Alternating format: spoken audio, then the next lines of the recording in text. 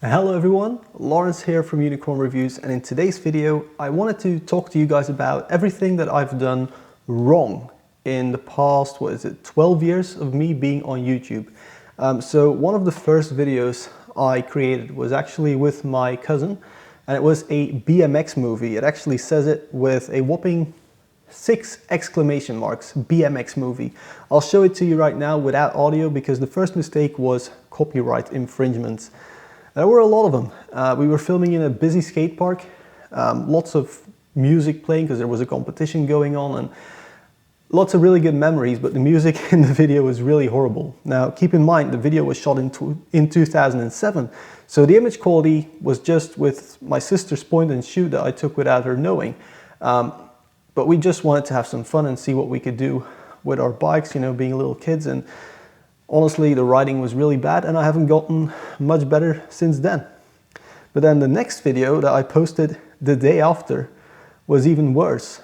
You know how nowadays we have all these capture cards and you can get something as tiny as a Elgato Camlink and get incredible image quality when you're recording?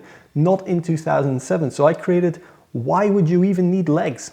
Which was a very short video actually about a graphical glitch in a video game called Tony Hawk's Pro Skater Project 8, I think it was. Great game, I've played it for hours. The music on it was amazing, which is why this video also got copyright striked.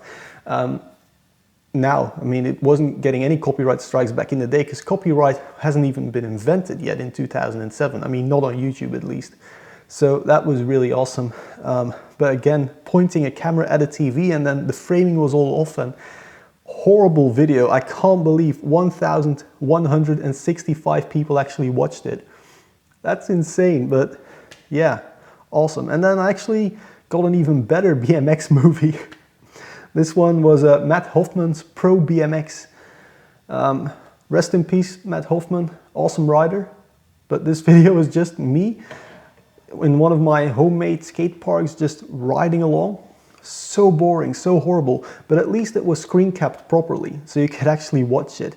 And again, the music, digitalism, pogo, bunch of hearts, everyone loved the music. 30,000 views this thing. I can't get that possibly on this video, because YouTube back then was fun. But awesome video, just, you know, copyright striked and super boring. And I did some really stupid stuff, like uploading slideshows of pictures I took at car shows. And by that time, I don't know what year this was released in, because you can't see that on the YouTube Creator app. Horrible app. But this was Forza 3 Gymkhana, and this was still before the Unicorn Reviews days. 51,000 views. Just me driving along in a video game. But back then, and this was really cool about Forza Motorsport, is you could actually make these, I think it was a 60-second recording. So you could do some race or event, play it back, and then record it in 60-second steps. That was, I can't believe 51,000 people watched that. If I were to release that video on this channel today with copyright-free music, it would probably make me like 75 euros or something. But let's skip over all the stuff that was bad just because of copyright reasons. Some really seriously bad stuff that I even posted on the Unicorn Reviews channel as well, I think, was the WSPSC stuff. 16 people watched this 75-minute long video. Back then I was doing some really competitive races on Project Cars, and I was among the best. I was always first or second, really, especially in the overall. I was always second or first, behind a guy called Jet Pistol who was slightly better than me. But I would make these 1 hour 16-minute videos of just first-person car racing, and people actually watched it. That's the crazy stuff. I even did these like track walks, but then virtual. It was super weird content, but it got more views than this video ever will. So then moving further in time, by this time I actually started the Unicorn Reviews channel. Now Unicorn Reviews, for those who don't know, was started I think in 2013 for all the wrong reasons. That was basically the main thing I got wrong with this channel. That's the main thing I wanted to talk about, because I guess ever since the channel started, it started going downhill. A friend of mine, he just started his Let's Play channel I think the channel was, I can't even remember the name. I don't see him anymore, sadly, but he made a video and I was like, you know what, I can make videos. I kind of challenged him to be the first to make €1 on YouTube, which is obviously all the wrong reasons. You want to make content because you like making content, and I kind of did, but that was like the whole reason it started out. It was this race to our first euro made on YouTube. Took us a really long time. Now these days you need at least 1,000 subscribers and I think 4,000 hours of watch time to even be eligible for monetization. Back then, any idiot could get their videos monetized.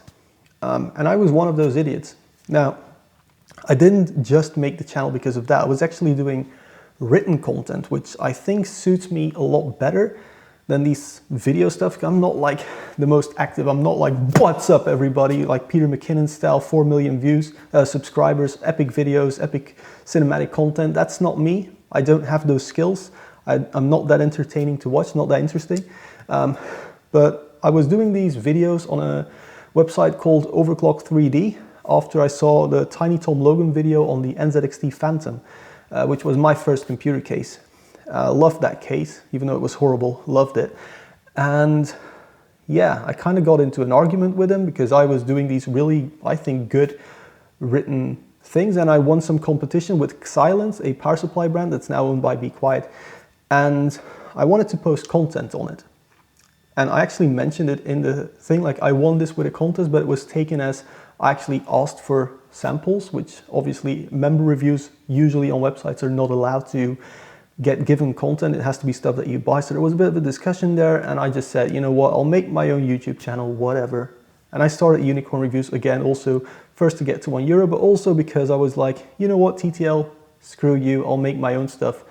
He's gotten a lot farther with his channel than I ever will, but you know, whatever, it was an experience. And I was just, you know, I was a little kid, right? Whatever. I mean, the videos were horrible, which is the next thing I'm going to talk about. But this camera can only record for 10 minutes, so I'm going to start a new recording. All right, so the year is 2013, it's February, and I just got into that bit of an argument over a written review, so I'm like, screw you, I'll make my own video review, which was a big step because I'm like a really shy guy. I'm not very extrovert, even in these videos. You know, YouTube is often a place for introvert people to like really be themselves in front of a camera. I struggle with that, even on YouTube. So it was a big step for me to do Xilinx XQ850W R.4 PSU review, a power supply review. So horrible, so boring, because I didn't even have power supply testing equipment. Like, what was I doing reviewing power supplies? I should have never reviewed power supplies on this channel because I just didn't have the knowledge or the testing equipment, but whatever. It's got over 1,000 views, more than this video ever will. And that was my first video on Unicorn Reviews.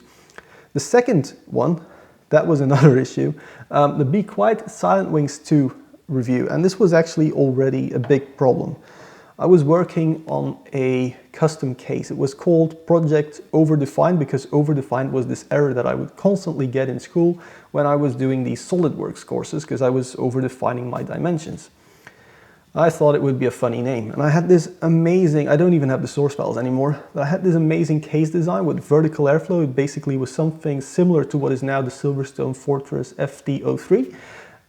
But full aluminium. It was going to be this machined aluminium case. It was amazing until I figured out how much it would cost me to actually make it.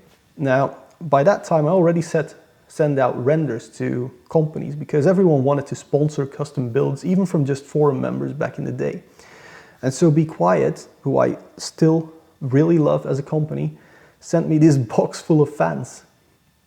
And like, okay. I never was able to give them the content they deserved for that.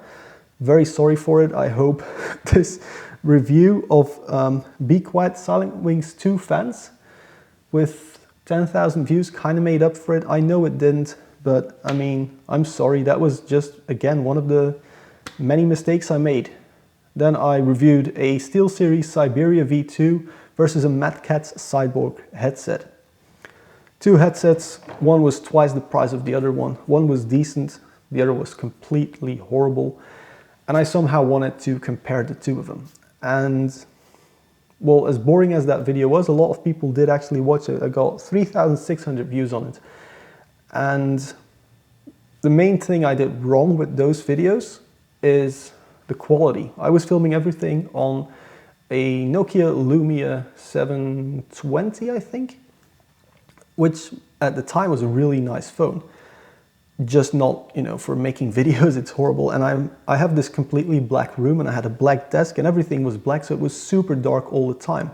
So I just had a TL light with a lot of flickering going on. And so if you combine crappy camera, very little light, the image quality was just a massive no-no. And I mean, it got better. I have some really good videos relatively for that time. I had how to build your own gaming PC, a tutorial. Now this video is 1 hour and 18 minutes long, and somehow it still had 12,000 views. Imagine LTT right now doing an 80-minute long video on how to build your own gaming PC. And the thing is, it was full of wrong information, because back then it was just my first time building that computer. I didn't know what I was doing. Like, I was just a 16, 17-year-old kid, no, probably 15 years old, and making a really horrible video. So another mistake, and it kind of stayed like that. Now, I had some really successful videos, like graphics card reviews were really popular. Case reviews have always done well on this channel, because I think I am actually pretty good at reviewing a case and talking about the important stuff that a lot of other channels seem to miss out on. But there was also so much horrible stuff, like I think I just saw it pass by in my list here. But I did this video on Next Car Game. It's still not released, I think. Right now it's called Wreckfest or something. 75 views. And I was going to be a game reviewer. I thought I was going to, make entertaining content, game reviews, and it was also going to be cheap to produce. Because a main struggle throughout this channel, I mean, again, I was just a kid. I didn't have any money.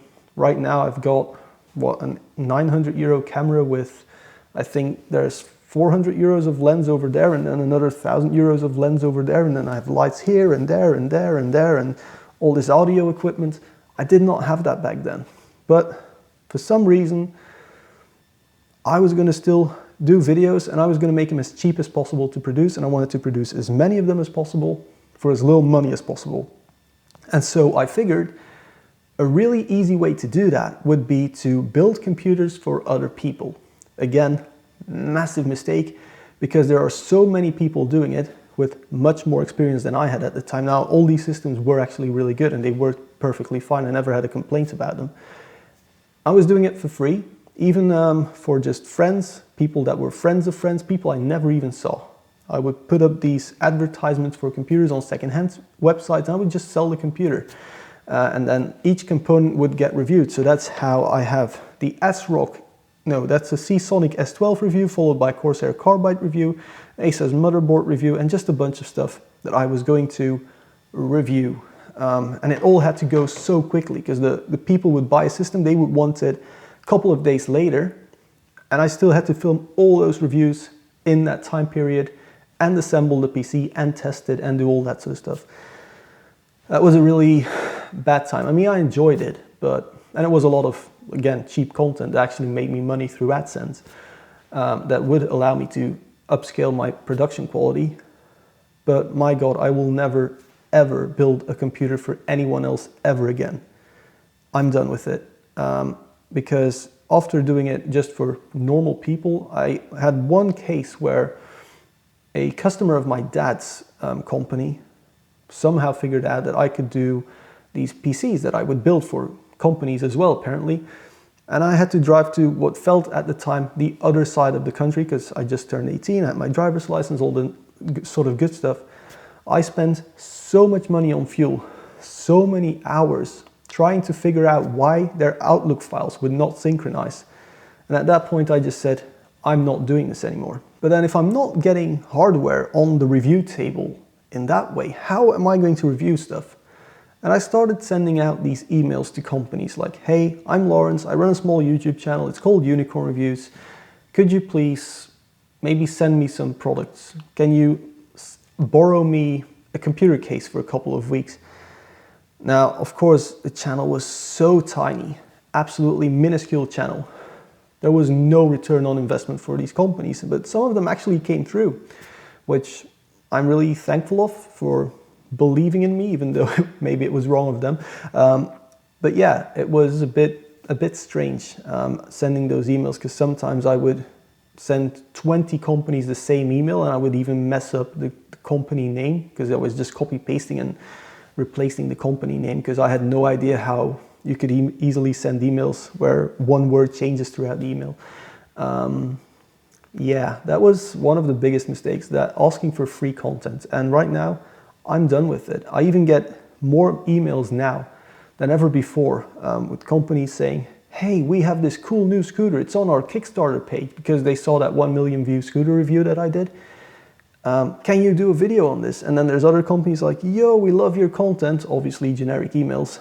Can you put like a pre-roll for us or an ad for our software keys? And I did one of those ads for software keys. And to be honest, it was okay. You guys didn't hate it. I didn't hate it. It was easy money. It allowed me to get some better recording equipment. And that was the whole purpose of it, just getting better gear. But what's the point? I think every time you work in that sort of way, where some company is just giving you something to review, there's time.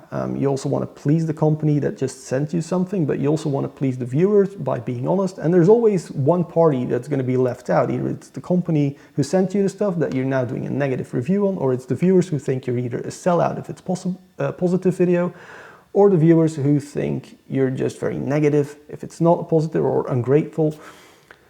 So I'm no longer doing any views on products that I got for free.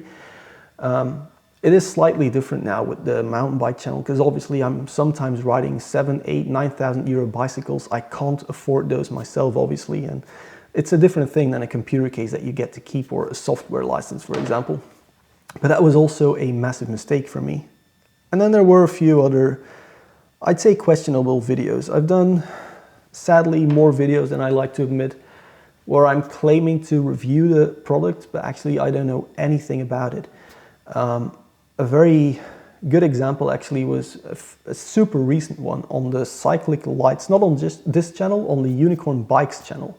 And they're these smart bike lights. And I was using them every day for 2 weeks. And I did not notice whatsoever that there was actually a battery life indicator on the side of those things. I cannot figure out how they work. Now, keep in mind, I've been a tech reviewer now for 6 years. I have a job where it's my job basically to make those offshore ships and dredging ships, and I have all these really complicated sensor setups that communicate and log stuff, and it's a really nice, complex IT-based job. And somehow I could not figure out how those lights work, and it really made me doubt myself. Like, am I really this stupid? No, the product must be rubbish. And I published this 18-minute rant really on these super expensive bike lights, and I started getting in talks, you know, after I published it, and Cyclic, the company actually who makes them, watched that video, and they're like, what an idiot, what is he talking about? Everything he says is wrong. And some of it was, some of it wasn't. But I had so many videos in the past where I'm claiming to review a product even though I don't really know a lot about it. And that was definitely also one of the bigger mistakes on this channel. I've had that happen quite a few times, especially with like those build videos, especially at the start where I'm giving false information. I'm really sorry for that. But I'm trying to fix that now by doing different sort of content. And I might still do a case review, because it's simple. You put hardware in, it fits or it doesn't fit. It's well built or it isn't well built. It's well ventilated or it isn't. It's loud or it isn't. That's easy to review. A graphics card, super easy to review. Get the graphics card, it's this expensive, gives you this much FPS. It's a good buy or it isn't. But there's so much stuff that I was trying to review in the past that was just horrible. I feel horrible about doing that, and that's definitely a part of why I'm no longer really reviewing products on this channel. Maybe just a computer case. If someone finally releases a computer case that's interesting, I'll definitely buy it, I'll definitely review it, just not yet. And this was something I had a really interesting late night conversation with the people from Pole Bicycles about, I think last year, where they didn't know that I was a product reviewer, and somehow I ended up on I think a 10,000 euro mountain bike prototype of the Pole Stamina. Wasn't in production yet, but Leo Kokkonen, the owner, CEO of the company, I don't think he's CEO, just founder and R&D guy or something. He borrowed me or lent me his brand new prototype bike for the afternoon. He did not know I was a reviewer, and I was actually going there to film stuff, to make content.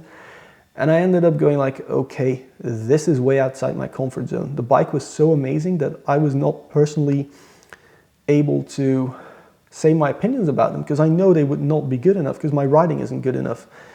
And I even had a talk about that with Matti Lehikonen, an incredible downhill rider, and he said, I cannot push this not downhill bike to its limits. So I definitely wasn't able to make content about it. That's also why I'm not doing that anymore. And it's also why I'm not talking about power supplies, motherboards, why I'm not doing any overclocking tutorials anymore, because I can get decent results, but not the best. And if advice is not coming from people who are the best in their fields, usually the advice is pretty bad. So I wouldn't really call it a mistake, it's just a lack of experience and this need to put out videos on YouTube that made some really questionable content that I don't want to do anymore. And so maybe this channel will turn into some sort of advice channel where I'm just talking to you guys about everything I screwed up and how you can not screw up if you're a starting YouTuber, for example. I might do videos on camera setup. Even for a shot like this is already a lot better than a lot of the shots that I was doing in the past, I think. Unless, despite having a monitor that you guys can't see, I have a 23-inch monitor over here. Unless if I still manage to screw the focus up or screw the audio up. Because I did this video again about why audio was so important, and it really showed that audio was important, but there was some really weird autofocusing going on. No idea why, and I only noticed it once it was already on YouTube, because I was in such a rush and I was like tired and I was on medication because I got this weird infection or whatever. It doesn't really matter. I did not even notice there were problems with it. But I uploaded it, and BKOmatic actually pointed it out to me. I was like, oh yeah, so maybe I can't even do that. But let's not be too negative on myself. I'm definitely not like depressed or stopping because I no longer care, because I feel inadequate. That's not the reason. It's just my interest has really shifted, and I may actually do more advisory videos, maybe some technical tutorials on basic YouTube video production. With all the stuff that I've done wrong, I know how to not make those mistakes again. And maybe that's interesting to some of you guys. Maybe this video will get 10 views, maybe it'll get 20, I don't know.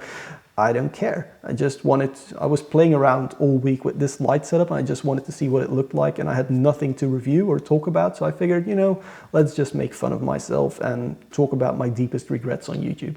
So there we go, that was it for this video. If you guys were able to watch for this long, thumbs up for you. Don't thumbs up this video, just thumbs up yourself, pat yourself on the back, because this was a tough one to sit out. But thank you very much for watching, and I'll see you guys in the next one. Cheers.